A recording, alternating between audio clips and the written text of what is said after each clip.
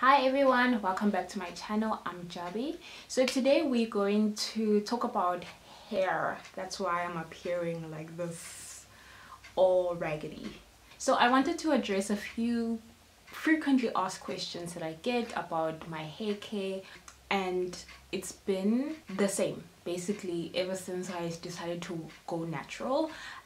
Is it the most effective way to maintain hair? The answer is no, because I do not try out different products each and every time, because I find that some of them are quite expensive, but the range that I'm sticking to at the moment is Cantu. So I don't really have any complaints about this range, but obviously I would like to try out other products to see if they will have a different effect on my hair.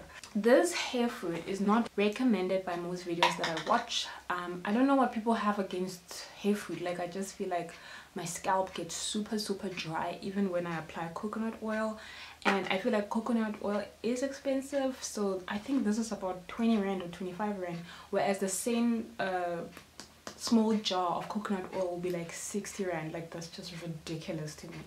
Anyway, so I feel like this kind of helps with making sure that your scalp is moisturized. So another thing that I commonly get asked is, how do you maintain softer hair? Because my hair is coarse, so it's almost like a cactus. Like, I feel like it grows whether you water it or not. And so, to be honest, I don't have like a military strict way of maintaining my hair, and somehow it still grows. But I feel like I am forming kind of a bald spot here in the middle. And my father's bald, so I don't know if something is happening there. Okay, calm down. Okay, so it might be caused by my dad. Anyway, so I'm just gonna undo these mini twists. I'm just gonna quickly turn around so you can see. So I did like 1, 2, 3 on each side, and this is basically how I go to bed with my hair, because I find that doing individual twists is like such a lot of work. Like, I can't. Anyway, so like this is what I do on most nights, and you can see that I do still struggle with kind of like an itch problem there, but you know what, if you focus too much on it, I feel like it kind of ends up like just taking over your life anyway. So yeah, let's get started. Which if you're a beginner, or if you recently went natural, which hair range should you start with? And to be honest, I really don't know, because I feel like my whole process has just been like trial and error, and even now, 4 to 5 years in, I still don't know what works for my hair. Like, I don't know what type of pattern it has, and it's just like a lot of effort for me to try and figure stuff like that out.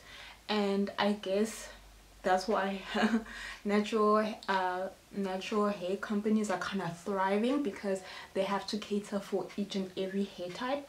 And you know, there's just so much information about this. I feel like it's kind of overwhelming, so it kind of, you don't really know in which category you fit into. So I think in order for you to figure that out, you kind of have to try all the options, which can take a lot of money, and it can end up being frustrating to the point where someone can go back to relaxing their hair. So I think the whole point is to kind of avoid the things that don't work at all, but the ones that do kind of try to work, you can stick to them. Like I said, like, I don't know if Cantu is the best, but so far I don't have any complaints because of how easy things are now, even though I haven't tried the entire range. What I meant by being bold there, and this is one from the front. Baldness has arrived. And then another question that I also get is, why choose such an expensive range? By expensive, it basically means that this product alone is, I think, 200 rand, 199, 200 rand. Some people might think that because Cantu is such a worldwide brand, they kind of deserve to make their prices that high, because you get a quality product. And I absolutely agree. I feel like they did a lot to the product in order for it to kind of like manage natural hair properly. But in the same breath, I feel like people should be kind of smart about how to buy it. For example, if you buy at, I don't know about this camp, but if you buy at Clicks, once in a while they have that 3 for 2 sale. So I feel like if you have 400 rand in your hand and you decide that you're going to buy hair care products, you can literally walk out of there with 600 rands worth of products where you only pay 400 rand. And yes, I do understand also that these brands are also in competition with each other. I mean, there's Dark and Lovely and Shea Moisture, but Shea Moisture is so expensive. Like there it's like take it or leave it like type of thing. But also if they are having that 3 for 2 there, you can also get something. Okay, so this is what the twist out looks like initially. Then I like to go in with the hair food and quickly grease the middle part of my hair. That is the part that I feel like is just always dry, like no matter what you do. I see a lot of hair people just put regular oil. I don't know how they deal with scalp dryness because of the fact that my scalp is dry like every second of every day. Even now, after I apply this, it's gonna be super dry. I have no idea why. The oil's like, it doesn't even absorb into the hair properly. And then you're just stuck there with a dry scalp that produces like dandruff, like it's going out of style. Ow! Then I also like to make sure that I get this front part, because my hair grows quite weird here in the front. Like I've tried everything, it just doesn't work. Yes, then I take a comb and I just kind of fluff it out, but it will depend. Like I like to leave this middle section open, because if I take my hair to the one side, I just feel like it's just better. Alrighty, I have my mirror here.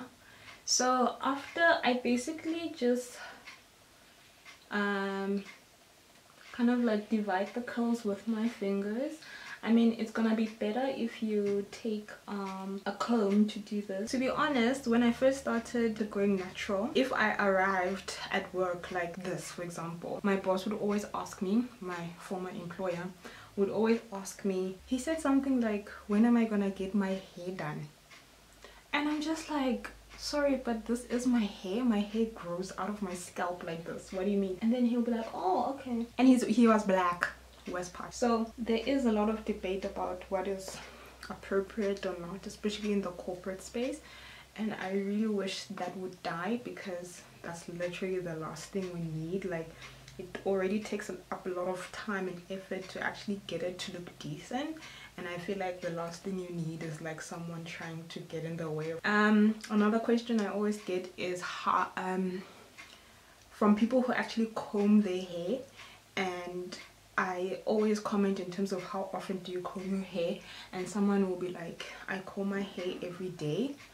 Like I haven't combed my hair in 5 years. The only time I comb my hair is if I want to put it up in like buns, or a really strong strict bun at the back. That's the only time I comb my hair, because of the fact that it needs to look together. But I don't brush my hair at all, because I feel like it's counterproductive to what I needed to do. Like I just don't understand. So basically, once I fluffed it around, it depends on how rigid you want the style to be. Normally I would leave it like this, because I feel like it looks fine. But if you want it to be more, if you want like a tiny little bit of a fringe there, then you can pin the fringe in place. So basically you just take the hair here in the front. If you have more hair, obviously, or more volume, this would work better. And then you just bobby pin it to the front, like in that way you make sure that it stays here. But obviously it depends. If you used a spray and hold, that will hold the curl more. But if you did not, if it rains, it's gonna be like a huge afro here in the front. It's gonna shrink up and it's gonna be a huge afro in the front. I personally like this style because my forehead is quite massive. Some days I'm proud of it, other days I'm not. Yes, I'm just gonna show you how it looks like from the back. So you want to make sure that you close this gap here by just pulling the hair together, and we're later gonna pin this. And this is where I'm at a disadvantage because of this short hair. If this hair was longer, it will literally cover this. So you'll also find that your hair right here is way softer than the rest of yours. So it needs water in order for you to curl it properly. When I did my twist last night, I did not spray it with water, which is good if you have coarse hair because then the curl will hold longer. But if you have soft hair, you have to wet the hair in order for it to kind of like dry in that curled state, if that makes sense. So yeah, that's basically it. I feel like the rest is all about trial and error. You can even pin this hair so that it's not like little legs floating out. But that's the thing about this hair, you kind of have to accept that it is like that. Like, I feel like if you want to be too prim and proper about it, you might struggle and you might even give up on the whole process, because I feel like when I started this, look at this, when I started this whole journey, when I first got started, the best way that I kind of continued on making progress is the fact that I didn't care what it looked like. I just wanted it to be healthy, because it goes through the stage where it's like the awkward natural hair stage. There's lots of videos about that.